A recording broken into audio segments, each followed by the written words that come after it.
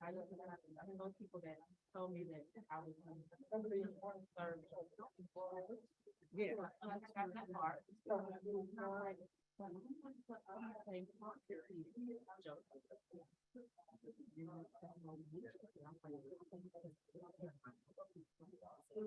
Should we get to go? Do you want me to go into this or wait until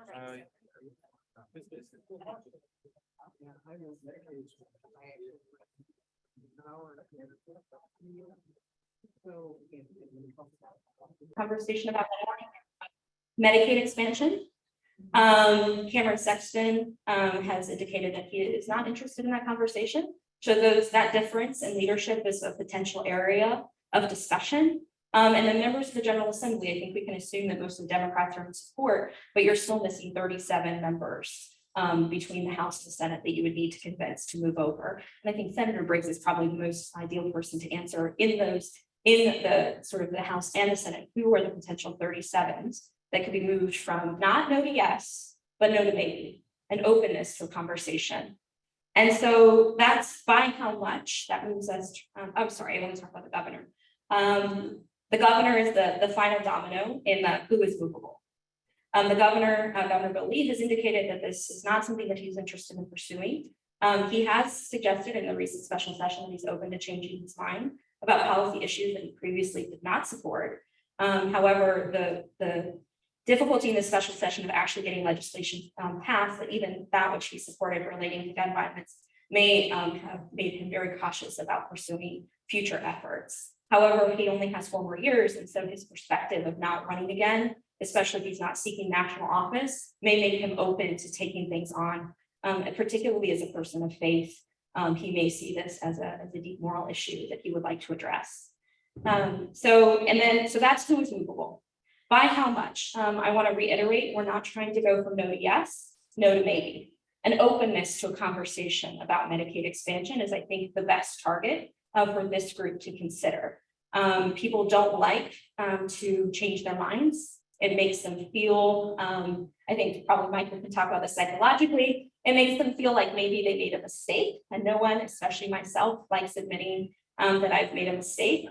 And so getting them to a situation where they can say maybe, I think is really valuable. One of the pieces of that is, and this is counterintuitive, but a recent article in The Economist pointed out, it's called The Secret Congress, and pointed out that actually the more attention on an issue, the less likely there is for someone to change their mind.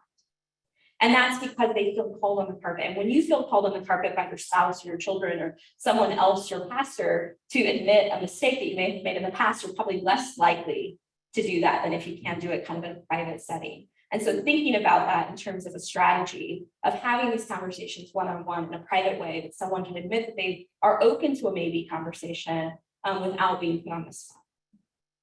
What will move them? So I actually did a deep dive in terms of people's justifications for why they're against Medicaid expansion, both in the state of Tennessee and in other states that have not expanded. I'm happy to talk about those items more in depth, but I just want to say there are 5: cost, funding, disincentives, effectiveness, and politics. Those are the 5 reasons that are most commonly suggested as the reasons why they are not in favor. Okay, so that's cost, funding, disincentives, effectiveness, and politics. And so what needs to move them is information that can address those 5 issues. And then is it enough? As I said before, you need 37 people. 37 people to expand access to healthcare coverage to 300,000 people. And so each person nearly has the ability to impact 10,000 Tennesseans. And I think that that is something worth discussing. And with that, I yield any remaining time that I may have to the rest of the panelists. Let me create a bridge here. Yeah. Okay, Dr. Briggs, you surprised me when you yielded your time. So I do want to backtrack a little bit. You and I had a conversation about a week and a half ago.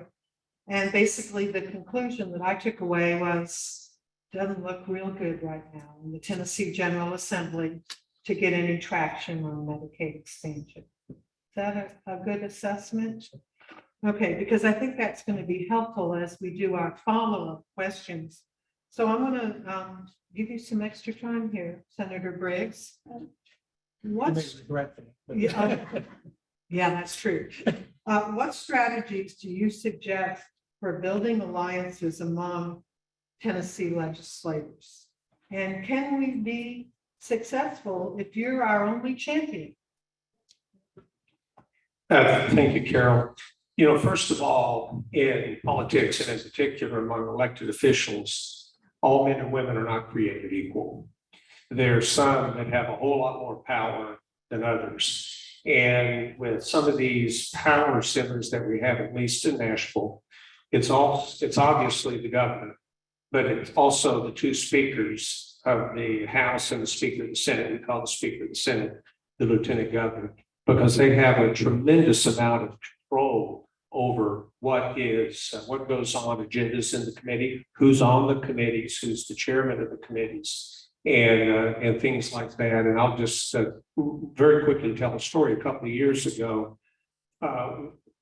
in the House, they had a bill that would have effectively allowed Medicaid to be expanded in Tennessee, and it was ready to go for a floor vote, and I believe it would have passed. In the Senate, I was going to go before a committee, and I thought I had 9 votes in the Commerce Committee. All gone through health. We passed it through health. But I literally was walking up the podium to present this, and the chief of staff to the governor came in and handed a note to the chairman of the committee.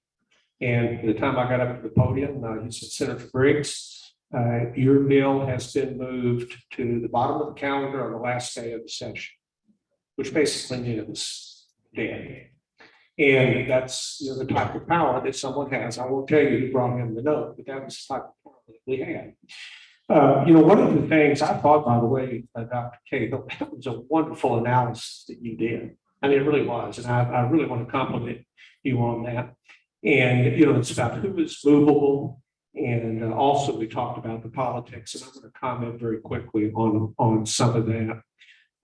There are, in the legislature right now, we really haven't had a major test of Medicaid expansion now in about 5 years. I mean, it's been that long since we've really had a serious discussion on it. But in that time, there's been a lot of turnover in the House. And we've had a fair amount of turnover in the Senate. And I could go, there's only 33 members of the Tennessee Senate. So we're talking about 17 will get a vote passed. We have 6 Democrats and the rest are Republicans, but some of the most steadfast opponents of Medicaid expansion are not there anymore. And we have new people coming in. I know for a fact that they would vote for it.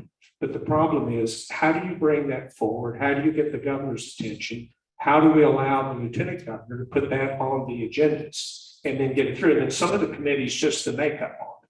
We went one time 4 years on the Commerce Committee where there was not a single healthcare related bill that got through that committee. Now, there were a lot of complaints. And then the lieutenant governor changed. It's still a tough committee, but it's possible.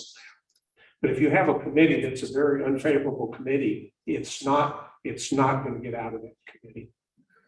And just one other thing, just to remind everyone, if you go back to 1994, 1995, Tennessee was one of the first states that had essentially universal health care for everyone. And we had that for about a 10-year period. And there still is this memory when we were getting up to 2005, Governor Bredesen was the governor then. It was a Democratic Senate, Democratic House, Democratic governor. But all of a sudden, we were having this major squeeze where TennCare was taking up more and more and more of the budget. And there was no way to control it. They tried to have a state sales tax. That failed. Governor Bredesen, he's a Democrat, I'm a Republican. I think he was an excellent governor of our state, and he had to do what he had to do, which was start disenrolling people from TennCare. So we do have a history in this state, but it really all gets down to politics. Statistics don't matter, need don't matter, but you still have to persuade people that are in a position to do something different to do it. And I'll stop there. I just want to do one follow-up comment because I really got a nugget this morning from Dr. Koo's talk. And when we did TennCare, we had to be budget neutral. It was part of the terms. And the Medicaid expansion now does not have those terms. So I'm not sure that you're going to convince somebody on that point alone. But that distinction is really important. So I think we all need to keep that in our mind as we think about Medicaid expansion. So Senator Briggs has talked a little bit about, possibly some movement with the turnover in the Senate and in the House and maybe how the committees are configured. I'd like to turn our attention to non-legislative stakeholders. And Reverend Hammond, how do we broaden the base of stakeholders that will pick up the banner with us for Medicaid expansion?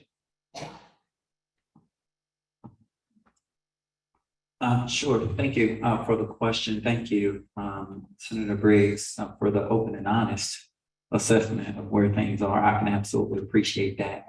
I come up in Birmingham, Alabama. I remember wanting to be able to vote and wanting to affect change, but in very real ways, realizing there was nothing I was going to do that was going to affect change. But I had elders who told me that when you can't do what you want to do, you do what you can do.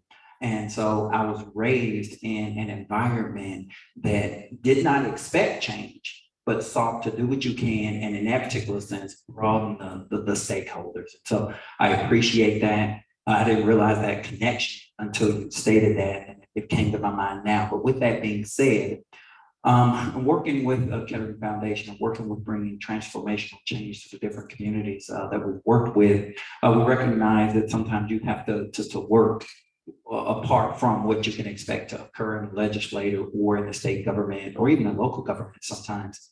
And so we've been able to do that with regards to expanding stakeholders by, as I stated earlier, particularly when we're talking about Medicaid expansion, similar, by realizing that this is really a family of conversations that are all related. This is related to just housing.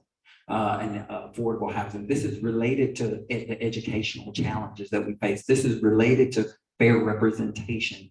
And this is also related to some of the math incarceration, and the list goes on and on and on. And when we began to understand that, we began to realize that while it suggested that there was going to be some significant opposition, because you're probably going to get some of the same responses, it also created tremendous opportunity for you to identify stakeholders who are in the same boat, but we don't realize they're in the same boat. And so with that being said, there are really two groups. As being, Baptist preacher, it's going to match and alliterate and those different type of things. But with that being said, there are really two groups that we began to realize. If you go into any space talking about any one of these, that you can identify that may not be at the table. And the first one are ones that I call absent allies. Absent allies are people who really are in the salient kind of work with you, but they're not at the table because you've not named the issue in a way that actually brings them to your particular table. So you all are at different tables in the room using different terminology that's creating these not mental barriers without realizing that. But just a shift in how the actual problem is named can actually bring individuals to the table. I myself sitting here and am an example of that. When I was invited to do the forum in Oak Ridge on Medicaid expansion, my first thought was, why in the planet would I do anything with regards to Medicaid expansion? I don't have an MD in front of my name. I don't have any of those different types of things. And I really wasn't sure, to be honest. And they just said, well, we just think you'll be great for it. And I said, okay. But with that being said, well, as I began to look at Medicaid expansion and really began to process it, what I began to realize that it's not just about expanding Medicaid for the poor, but it's really about increasing the quality of life for marginalized and disadvantaged citizens. And so when I began to identify that that is the problem, not just Medicare, I began to realize that that's exactly what I do as a pastor. As a matter of fact, that's not just what I do, but that's who I am.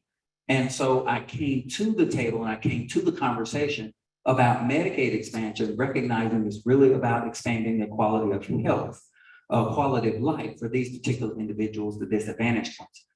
And when I framed it like that, I also began to see and identify how that works. That's what we all are doing across these different spectrums. And so there are ways to frame the challenge of Medicare and Medicaid expansion around quality of life for socioeconomically disadvantaged individuals that will bring people to this table, bring people to this conversation, other pastors, other individuals who are advocating for other issues that they don't think are related to this in some tremendous ways, and grow significant levels of stakeholder base, not just somebody who's interested, but a stakeholder, because I myself am fully vested now in these conversations, but it's because I've aligned that particular problem. The second thing, and I won't be as long on that one, and that's I appreciate it. So that's the absent allies, the people who are doing the work, but they just are absent from the table because the problem has not been named properly. The second one I call ambivalent associates. Ambivalent associates are people that you're already associating with, that you already partner with, you're already in conversation with them, but they are ambivalent. They are indifferent to the challenge because there is some frame, there's some narrative that they have regarding your situation that is actually counterproductive to the outcomes that you are seeking to accomplish. And so what makes addressing ambivalent associates effective and making them a stakeholder is actually framing the conversation, framing the challenge in a way that enables you to navigate some of those narratives and frames that they have in mind. You reframe the conversation in such a way that they can see that they are actually a part of that work. Two quick ways that we were able to do that in Oak Ridge is unrelated in terms of specific Medicaid expansion, but hopefully makes the point about framing conversation in such a way that you can make stakeholders out of some of your ambivalent associates. One was teachers, when we were looking to bridge the academic achievement gap, and there in Oak Ridge, the teachers were initially, there was a resistance to that because it had some suggestions of failure issues, things they needed to do, and those different types of things. But we reframed academic achievement around helping children achieve their dreams. And when we reframed that, we got some significant shifts and support, and tremendous support, and was able to make significant advancements on the achievement gap within just a couple of years, overcoming several years of challenges associated with that. It was simply a reframe. And another one was with pastors. When we wanted pastors to get involved with some of the government work and come to city council and get involved in some of these things, the thought was, I don't want to be political, but we reframed that in the context of being a voice for the least of these in this space. It doesn't have to be about a vote. It's more about a voice and a vote. And as a pastor, you certainly are called to lend your voice to certain spaces on behalf of those who are the least of these. And when we were able to reframe that, I had pastors who were willing to go into some political spaces and support in ways that they never would have done. They were always associated with me, but they were ambivalent to the political concept. And when that was reframed, they were some of my biggest supporters in those different spaces. So that's my not so short answer, but hopefully comprehensive answer to ways that you can broaden stakeholder support, even if you're not going to change opinions at the top, because we really are all fighting for the same things. So let's just take a pause for a second and think about what we've heard, and we've got some scaffolding to build some additional ideas on. And Dr. Palenchar, as I think about sending a question to you, I think I've heard a couple things that really plays into sort of your perspective, both from your academic preparation, your research, as well as your personal experience. So you've already mentioned the overwhelming number of Tennesseans that support Medicaid expansion. And then I've heard Reverend Hammond say, we've got to frame the conversation, or we might say control the narrative. So I'm going to ask you, how might we do that? How do we work within this quandary that we face? And how is it that we bring people together on those common points that we have? Fair enough? Sure. Thanks, great question. And as I was thinking about what I was going to say, it's all changed as everybody is speaking, especially with Katie's strong start. I 100% agree. I think I like to think of it as managing a narrative, never actually control a narrative. And when you're managing a narrative, I think some of the research I was doing with this issue over the summer, it is wrapped up under so many different narratives. There's not one narrative related to it. It's wrapped up with reproductive health. It's wrapped up with social justice issues. It's wrapped up with unemployment issues. And you could go on and on. It's wrapped up with medical freedom movements, it's wrapped up in anti-federal government perspectives and opinions. And all these other things to do are dominating the conversation. And thinking about this in ways to build on the great work that's already been done with this group and others, I would focus, my thoughts on this related to your question, Carole, is it's partly related to Katie, and we've talked about this, is about you've got to break through that. But remember what I think is the most important key thing. And as the senator said, there are certain people who have more power, and we need more of those people as our target audience, specific target audience in that regard. But when you're crafting and managing a narrative, it's impossible to manage 20 narratives around this issue. It is impossible. Now, they're all important for various reasons to different constituents and different stakeholders, but you have the key stakeholders that we need to at least begin to discuss. As Katie said, it's not a yes yet, but at least be open to the discussion, because that brings possibilities. My research into this was about I think there's a fundamental question at play. How can we remove or reduce the obstacles for those who need to make the decision that will allow this to be passed in the state? And most of these bigger picture issues that it's wrapped up in are so political in nature that it makes it possible and actually adds more barriers and more obstacles to the scenario. I think one of the core things, and to me, like Katie's things about what will move them in your list, I thought that was fantastic. And the research I've been doing on is cost is one of those that is universal, I think. And I see that her list of what will move them as risks. We have to reduce the risk of those barriers for the people whose votes we need to get this passed. That's the consistent message that would work and help people to be open to it, to discuss it, and hopefully maybe support it at some point in time. Messages where it's consistent about costs, because you could change, I think you could somewhat change that narrative.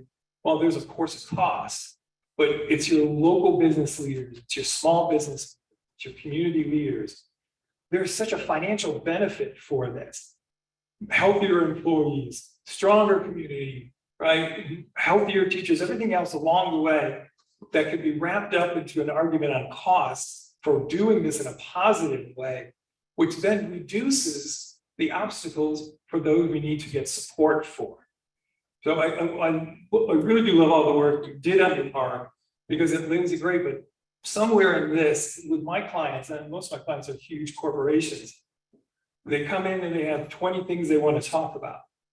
But when we do all the research and run all the focus groups and everything else over and over and over again, and all the academic research as well, it needs to be a simple, consistent narrative message to the key stakeholders. There's so many stakeholders in the game, but there are, a couple dozen key stakeholders at the end of the game who's going to help us pass it. So I think, and my research is showing that costs is really one of those key message elements, because it's about community, it's about business, it's community. I think it's all about that. And it's universal for the rural districts, which are so important into this discussion. So I think that's a really good place to start this dialogue and better managing the narrative. So panelists, I'm going to ask you to respond. Derrick, you raised your hand next. I think Senator Briggs, you're second. Dr. Cahill, you'll be after that. I won't talk much long on this particular point, but I will make the note that when I hear those things and mentally I am in agreement, experientially I can't wrap my mind around it. And what I mean by that is when we did the forum in Oak Ridge, the professor, and I forget his name, but he did a brilliant presentation on how much money Tennessee would actually make, given the support that the federal government was actually going to offer. And his presentation made it an absolute no-brainer that if your concern was about fiscal, if it was a fiscal issue, which I think they made the case that before at one point, that was debatable. But you've got 40 out of 50 states now who have accepted it, and a number of those kind of issues and things they said earlier are not even valid.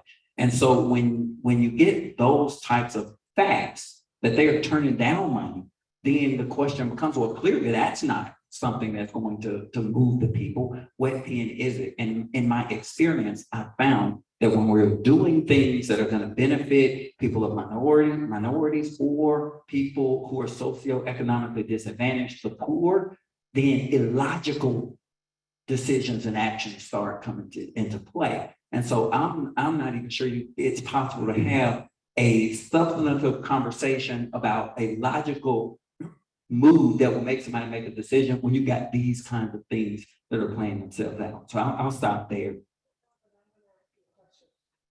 I'm going to do as I did with my son. Okay, so you've identified a problem, and thank you for doing that and being bold about doing that. But you have to have thought about how we get around it. I want to hear your thoughts about the solution, and then I want to hear from the other panelists. So you're right, Dr. Matt Harris, who we want to give credit to for that stellar presentation in Oak Ridge, made a compelling financial argument. We had another one this morning from Dr. Koo, and it's not moving the needle sufficiently. So what's the answer? Short answer, and Senator can certainly give maybe, and we actually alluded to it though. And that is, some folks, you just need them to move, whether they retire out or they're voted out or those types of things. But as long as certain people are in certain spaces, you can forget about it. And so all you can do is expand your base of stakeholders, expand the number of people who are going to support, until at a sufficient time, the people who are in power, who are not going to move at all, are removed from power or they choose to step down. And I saw Dr. Cahill will go after you. You want to go first? No. Okay, I'm trying to be a gentleman today. I didn't see my time. Okay, good. Well, it may happen with me too.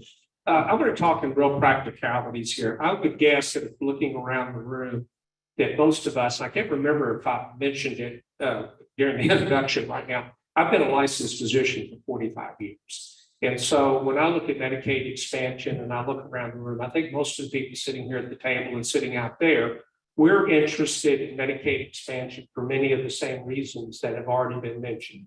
We need it for the people, the underprivileged people. We need it for people who don't have cover. I mean, we can go on and on. Those are humanitarian reasons. But if you're going to get it done, you're going to need to have other allies. And some of those other allies include big business. And when Governor Haslam had his Insure Tennessee, he had the Tennessee, now this was a little bit of a negative because they brought all the $2,000 suit guys in, a bunch of men, gray-haired men with expensive suits saying why they wanted it done. But these were some of the titans of industry in Tennessee. These were the big businesses. These were your FedEx. These were your pilot executives who came in. There were many of them who came in and they wanted the Tennessee Chamber of Commerce wanted. So you need to expand this from just folks like us who want people that don't have good health care to get good health care. That's one thing. Second thing is Medicaid expansion is much bigger than health care. It's an economic drive.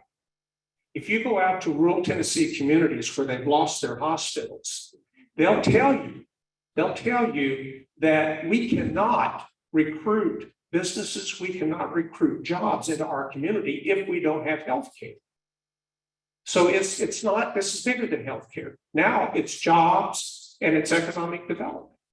It needs to be political at the grassroots level. I don't know how many times I've heard senators and representatives in Nashville say, well, my mayor says this, my county commission says this. And we really need to be working, particularly in the rural communities, on the mayors, on the county commissioners, on the city council, and they're forgotten.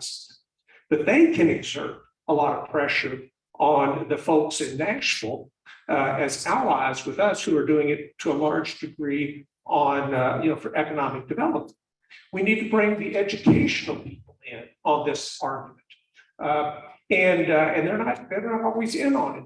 But if you're in a town of 10,000, you've lost your hospital, all your children with any ambition are probably going to have to leave to get jobs. And don't forget, it doesn't matter that if you're in a large city, a small city, or a place like Knoxville, Nashville, or Memphis, the largest employer in most all these communities, including Knoxville, Tennessee, where we're at right now, is the healthcare industry. And if we have these hospitals that are there and doctors' offices that are there, you can go in 2 years to Tennessee with no cost because of our Tennessee Promise Program. You can get your RN, and now our children can stay. This is what our children can stay in these rural communities and have well-paying jobs. So what we have to look for is you have to get allies outside of the humanitarian part. You got to have them too. We need our ministers. We need our social workers. We need our people who want to expand healthcare for that sake. But we also have to get educators. We have to get the chambers of commerce. We have to get our local elected officials. And we have to have the titans of industry. Those were all there at the table in 2015. I want to say one last thing about how, this is pure politics. And I hear so many people say, well, we're going to go down to, I'm going to try to, pick some, rural county down to Lake County, Tennessee. And by golly, Trump won, I'm not kidding, Trump won 90% of the vote there, but we're going to get a Democrat that'll vote for it. It's not going to work. Or we could go into East Knox and say, well, we're going to put a good Republican there. It's not going to work. But you got to be practical sometimes. Find a Republican, if it's a Republican district, that will do it. If it's in a Democratic district, find a Democrat that'll do, what you do, and then support them. It's just not, if you think that we're going to have an election and all of a sudden we're going to go from just 6 Democrats out of 33 in the Senate to 6 Republicans and 33, and it's not going to happen. So find Republicans in Republican districts that will do what you need to do and support them. And I tell you, it matters. The Tennessee State Employees Association, some of you may be Tennessee employers, they get out and they work in elections. And I tell you, they can get almost anything they want through the legislature, even though normally that would be considered a labor issue, traditionally in the Democratic side. But they get out there and they work for Republican candidates who agree with them, and they can get with him. Enough political talk.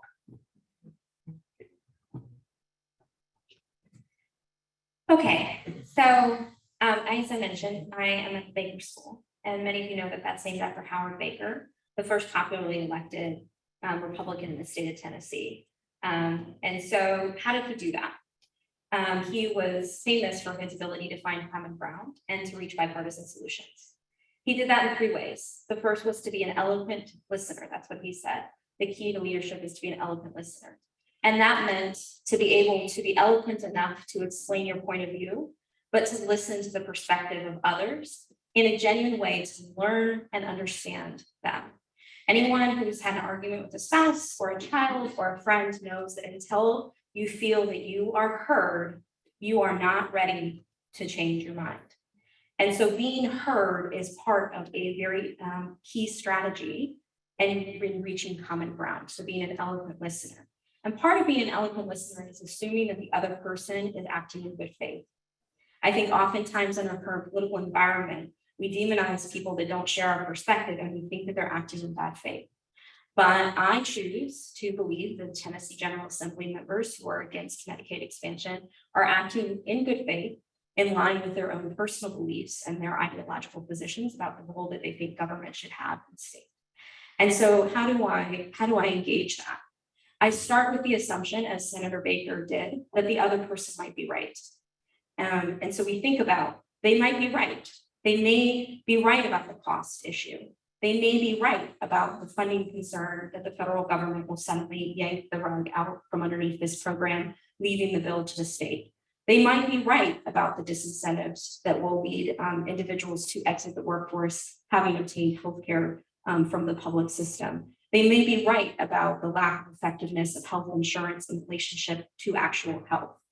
And so if I engage in a good faith discussion about those 4 particular oppositional points, cost, funding, disincentives, and effectiveness, and I bring to the table my eloquence, my ability to explain the rigorous assessments and nonpartisan data that have examined these questions in an unbiased way, then I have reached perhaps a necessary but not sufficient condition, and that I have listened and reacted to those concerns.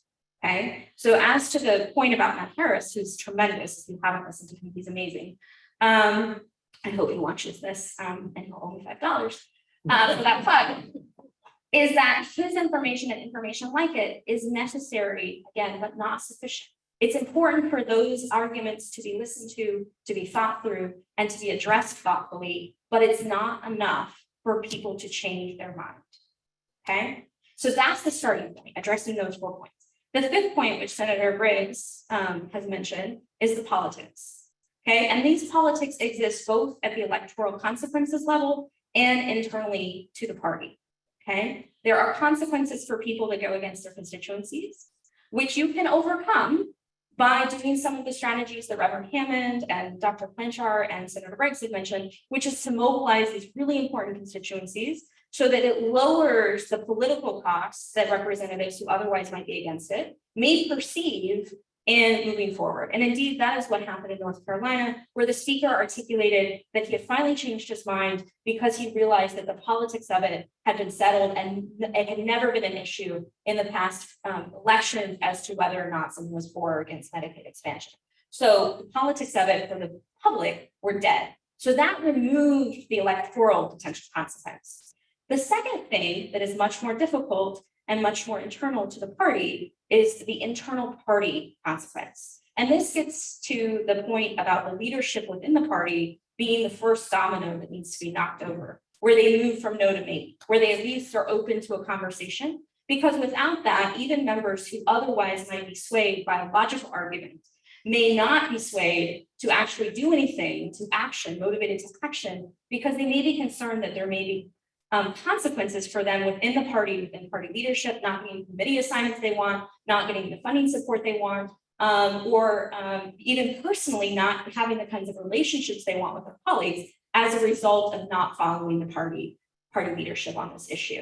And that is a relationship strategy, which is the third point that Senator Baker always emphasized. You cannot get someone to change their mind until they trust you. And the functions of trust are credibility. You know what you're talking about. Reliability. You do what you say. Authenticity. You are real with that person. And that has to be supported by an understanding that you actually want what's best for everyone, not just what you want in your own personal self-interest. And that's how you develop trusted relationships. And so in order to get people to change their mind on this issue, I think we have to be eloquent listeners.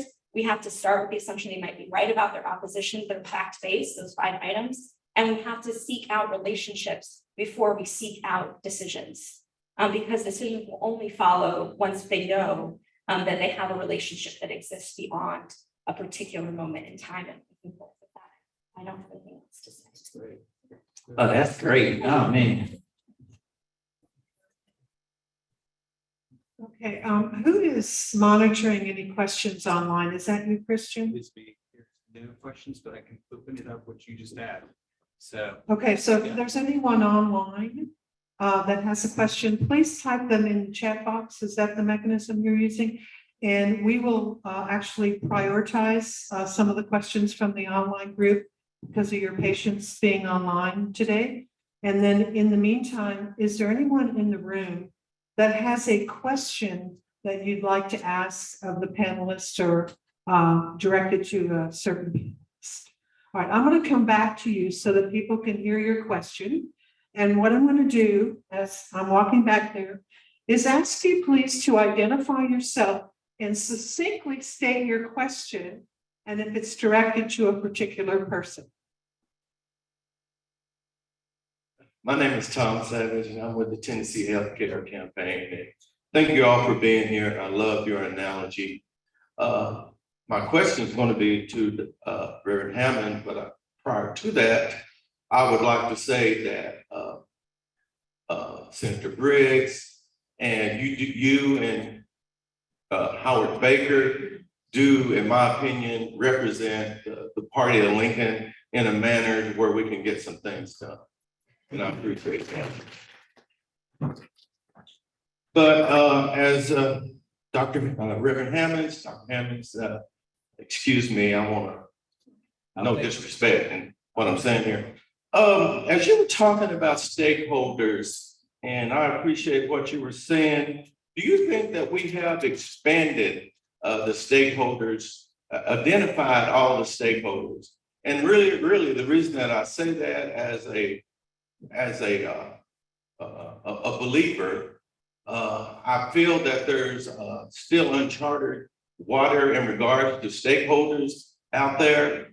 I live in the rural area in Cookeville, Tennessee, and I do go out to little towns that don't have a hospital. And to know the residents in that area, God bless them, they suffer from lack of knowledge about healthcare. And so I would say there is another, as an organizer, we always go to an ecumenical group of believers for support. And this is a tough thing I'm going to say here, but I do not believe that we have gotten all that we need out of the Baptist Association. And I think that there's work to be done. I think the other groups are, and I think that the Baptists do care about healthcare, but there's still some firewalls there that they have not removed to have good conversation about. And as a Baptist, and have you reached into that group for support? And I'm talking about Southern Baptist. So do you feel that you've tapped in sufficiently to the Southern Baptists as far as building allies? No, that's the quick answer. But I think that again, it's not just reaching out to them, but it's understanding how that message needs to be framed for them in particular. You've got to know sort of what it is and what is their narrative, what is their understanding of that. I've just engaged simply the Ministerial Association there in Oak Ridge, and when I engaged them and we had some conversation with the chair about those opportunities, that was the thought, and it was I had to reframe it and start from where they were and then move towards that. So the answer is no. I do think that churches, the ministerial associations are tremendous potential stakeholders, but having to navigate the political aspects and political landmines and it being tied to some of these other things is a unique challenge, but one that I think is worth the work. Did one of you ladies raise your hand earlier? Or no, I was seeing things. If you'll just state your question very succinctly so we can get as many folks in. You talked about reaching out to business, and what it seemed like it was established local businesses type folks. Tennessee is very proud of bringing in new business, the big four and so forth. Are they coming here because we don't have the expense of Medicaid, or do they have experience, which I didn't, since most of the other states have expanded it, that would be, they'd be able to say, you know, that really worked well in this state where we were, or would that be an outsider coming in and telling Tennessee what they need to do? Is your question direct by Senator Briggs? You know, the large businesses that are coming in like Ford, they're not coming here because we don't have Medicaid. They have very powerful unions. They have excellent benefits. That's part of it. They pay excellent salaries, and that's why we want them here. And I think it's just the opposite. is that while we're here, President Randy Boyd, president at the University of Tennessee, he was our Commissioner of Economic Development before. And he's the one, I'm really good at plagiarizing other people. And Dr. Cahill, there's gonna be a lot of people think I'm real smart one of these days, because I'm gonna take what you have right here. But anyway, Randy Boyd, when he was economic development commissioner, he says, I cannot recruit to rural areas that have lost their hospitals. And so having Medicaid expansion, he was strongly for Medicaid expansion, just like Governor Hassett was. And they know that if they have that there and have healthcare there, the businesses will come. The businesses don't like it when they come to a community, and if somebody gets sick, rather than running over here to the health clinic quickly or the hospital quickly and then getting back to work, if it's going to be a half a day's trip to Nashville or Memphis or someplace else, they like having it right there. And then you have other businesses that really don't have anything at all to do with healthcare. And what we're already seeing in West Tennessee, where Ford's Blue Oval City is going to be, and I mean, you can say some of these aren't the biggest businesses. We're having dry cleaners coming in. We're having now these are your lower paying jobs, but I can guarantee you all of them are delighted. They're delighted that, that these big businesses are coming into Tennessee. And that way, I mean, this way you can have them as your allies and even your mayors in these rural counties. You need them, you need county commissioners, you need city councilmen. And so this needs to expand out. So you have, educators. I mean, there's just so many people that healthcare are involved with. And I think just take it up in Jellicoe, Tennessee. The hospital there employs a little over 400 people. I don't know if they're going to make it or not. They're one they're talking about closest. That is the largest employer, and they're the best paying jobs in the community. Thank you. And Dr. Gaylord, do you have a question? Yeah, that's for Senator Briggs. Good to see you again. I've been involved with Medicaid expansion, reform, whatever you want to call it, since I moved here from Colorado in '86 and was really upset about the state of healthcare in my home state.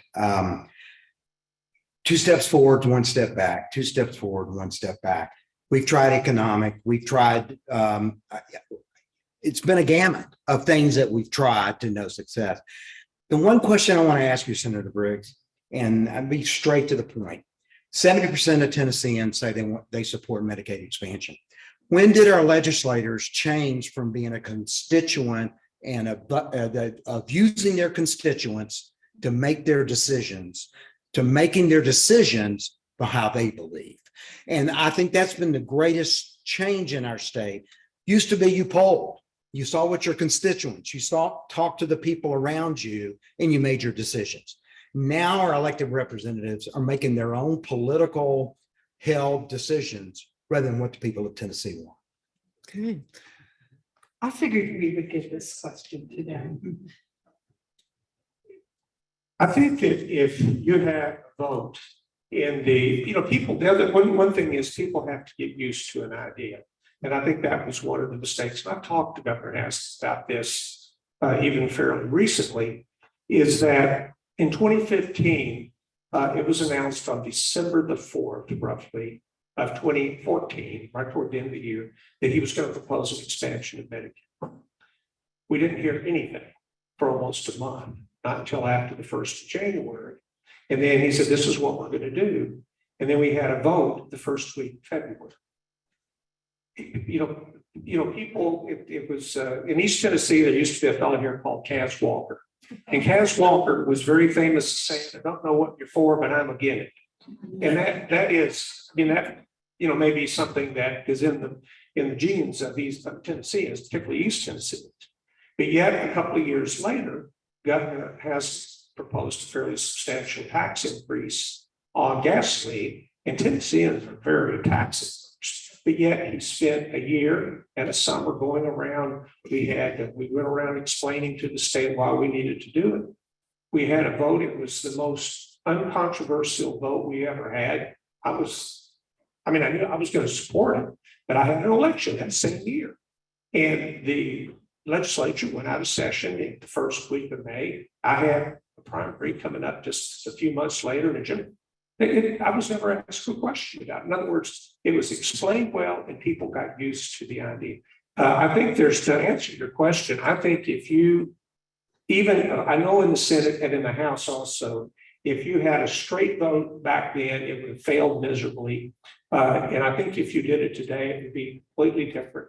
And I could probably just in the Senate name a half a dozen Republicans who are no longer there, and the people who are elected in their place would vote for it. They have told me that they would vote for it again. And so things change. Now, the other thing, we have to be careful, one more comment. We've really got to watch this radicalization that we're seeing. There's not as many people in the middle and on both sides. And sometimes the radicals can win with, without even wanting to represent the majority of their constituents or what's good for their constituents. I'm very concerned about that. Before I hand this to Dr. Cahill, there are some of us that would say there's as many people in the middle, they're just not using their voice, that we're hearing from the extreme ends of the continuum, but I don't have evidence right now to cite that to you, but I'm going to pass this down to Dr. Cahill because it lit her up also. Yeah, so with your question and also Senator Briggs's response, I just want to say, so there's an idea in policy, which is when an idea's time comes, okay? And so because I fear that we have left you with a very discouraging message, which is to say that this is not going to happen because it's very, very challenging, at least not in the near term. And that may be the case, but the effort is not wasted because you said the thing that triggered me to the questioner was saying, we made these economic arguments that didn't work, we made these equity arguments that didn't work, but actually, I rather than seeing them as things that didn't work, see them as bricks in a path that you are building forward until the moment when the idea's time comes. Because it didn't happen in South Dakota until it happened. It didn't happen in North Carolina until it happened. And all of the work that you do along the way builds a path toward the success.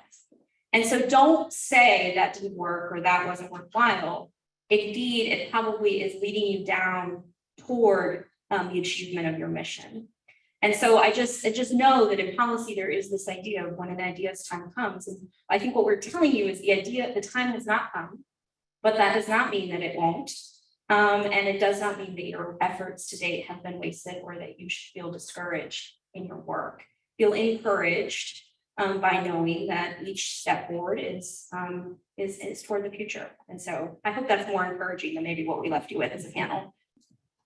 Mind if I chime in right off that as well, because I as a pastor, I gotta say amen to that one. Really, because that's certainly how my own experience has been anchored, my ancestors, and that's what my grandmother told and taught me, and they instilled in me. We actually, yes, we're doing the work with us, but we've got to think 2 and 3 generations down. And she made it very clear that the work she was doing, she did not expect it to see. But she certainly knew that it couldn't come even generations down if she didn't do what needed to be done today. And so many of us wouldn't be sitting here if people didn't keep going, even in the face of great, great, great disappointments, and continuing to build those bricks so that we may be able to cross the bridges now that they built those bricks yesterday. I want to make one more, comment on that, and I think that's very true. As Americans, we want things done and done immediately. But even in the legislature, in a couple more years, we're going to have a new governor. We'll probably have a different lieutenant governor just because our president at some point is going to age out. I'm not sure that Cameron Sexton is as opposed to this as you may think he is, because we had the 3-star plan in 2016. And I went to Washington with him. I mean, and he was not at the time vocally opposed to Insure Tennessee. So I think I personally think he's movable, but he is playing politics because he wants to run for governor. That's no secret. He wants to run for governor in a few years, and he may think that that's the position to take right now. But he supported that horrible 3-star plan, and he was not opposed to Insure Tennessee 8 years ago. Okay, we have a question from online. The question isn't coming from just anyone. Hi, yes, so I'm speaking on behalf of Tony Garr, who is the THCC founder. And so his question to the panel is, so we've talked a lot, and I think it builds on the question, the responses that you were doing. But what can private citizens do in their place to do two things? Number one, how do you initiate a conversation with your elected official? And then most importantly, how do you, once you make that connection, sustain that? Who wants to go first? I'll try to answer it very quickly. I just think it's extremely important for citizens to know their representative. And it doesn't have to be the first time you come in, you're trying to push something, you just know them, on a personal basis. And I think that makes a huge difference. And it doesn't always have to be the state official. I think knowing your local officials, we talked about that, knowing your people who are running for mayor, know your people who are running for county commission and city councils.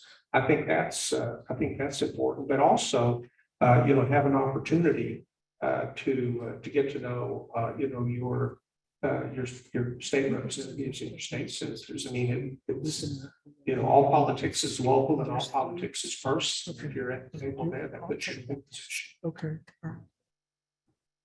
Anyone else want to? Michael and Derrick, I thought that question had your name all over it. I think partly the question might be just not in like big picture, but like what are some specific initiatives or activities that somebody can do? I can talk about specific things. I think part of it is, I'm actually, I think the specific thing is those personal relationships. And it's not, and I think it's also just not political leaders, but the business leaders in your community, the community groups that are active. All those have an influence on local legislatures. And so you can multiply your voice by establishing relationships and just being, having coffee or whatever it is, that those kinds of relationships, your voice gets multiplied a lot as the small business owner who owns the third largest company in that small town. And you're talking about these things with them, and then they bring that up. So I think it's almost like a strategic, thoughtful friendships for a lot of different reasons, but not only representatives, but I think business leaders and community leaders. Was that correct? Absolutely. Yeah. This is going to get real political now, but let me tell you, you have 10 people to go see someone who's running for office. It may not even be an office holder. And you're saying, this is what we represent. We'd like to go out and do door to door for you on the weekends. I mean, that is directly, this is what some organizations like the Tennessee State Employees Association do. They actually come down and go, they're there on election day. I mean, that is, believe me, you get listened to, and people appreciate that very, very much. Yes, I was trying to grab on my phone. I took a Harvard class earlier this year on community organizing, and it was just that. That was the heart. How can an individual person in a community from where they are move towards making a difference across the scope of that community? And I couldn't grab it, so I'm going to say this, but I hope the concept comes across and makes sense. But he said, you got to start with a shared story, knowing what your own story is. Why are you passionate about that? Why are you connected? Think that through, concretize that, if that's a word, be very visual about that. And then from your own shared story, build shared relationships. Be intentional about finding places to build relationships around that same story. From those relationships, identify possible shared structures. From shared structures, move to shared strategies. From shared strategies, take shared actions, and with shared actions, you get shared outcomes and shared results. And so there are very concrete steps that you can take along the way, but it begins with understanding what your story is, and then finding people that you can share it with, and groups that you can share it with, and how you can continue that progression. So the first thing I will say, as the former leader of Vote on campus, is register to vote and vote. right? That's the baseline, right? As an individual. The second thing I will say is that attention follows good work. So do good work in your community. Find something, as the Reverend said, that you have a passion for, and do good work in that space, and you will find that attention will follow. And what I will say with that too, is the good work should be solving a problem that you've identified in your community, so that you become associated with being a problem solver rather than a problem creator. And I think, at least in my experience, those things, being a participant and being a problem solver versus a problem creator, will get you the attention of at least local officials who are in desperate need of people in the community who want to solve community problems. And that's not usually who they hear from. They usually hear from the people that are problem creators. And so think about, even if you think there is a problem that you want to bring to the attention of an elected official, how can you reframe it so that you're part of the solution versus part of the problem? And I think that you will find a lot of welcome attention from these local officials, and that will amplify up through, I think, different levels of government. So that's my advice. I think you provided us with the quote for the conference. Be part of the solution. Yeah. Please join me in thanking these panelists. Weren't they wonderful?